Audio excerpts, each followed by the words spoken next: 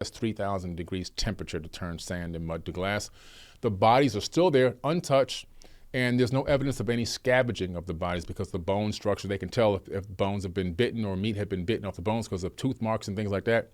No bite marks, no missing bones, no nothing.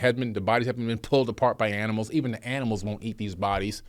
They're laying there still today. You can look them up on Google. Anyone can look it up. Mohenjo-Daro, Indus Valley, the bodies. Even some are, there's one body just sitting slumped over, the skeleton now, of course, on the staircase at a broken down structure which turned to glass.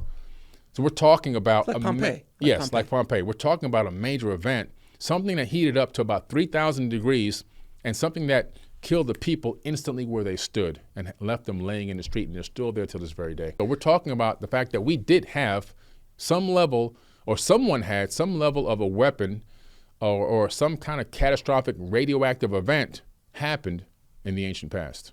Let me ask you, when you were there, when you're at Göbekli Tepe, I mean, we're supposed to be hunter-gatherers. Yeah.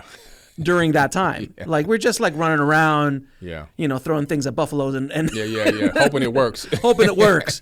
And yet there's this monolithic site, and it's not even the full site because they've only pulled out just this little one. Yeah. There's supposedly another 7 or 8 or 10 underneath that mountain. There's more than that. Right. We went walking around with the head of archaeology there. Yeah.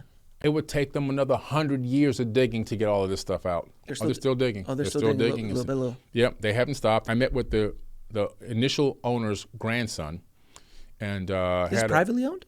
It was privately owned. Okay. Yeah, it was a farmer. It's not a government-owned No, facility? It was. Now it's a government now. Well, let me ask you this, though. Would it be the equivalent of, in Australia, Sydney, and then the outback, where the Aborigine are, and Sydney is... So where the Aborigine living indigenous lives, very, very different than than the city. Could that have been something like that? Absolutely. In a lot of these ancient texts, you discover that these quote-unquote gods, these beings, were living amongst the people.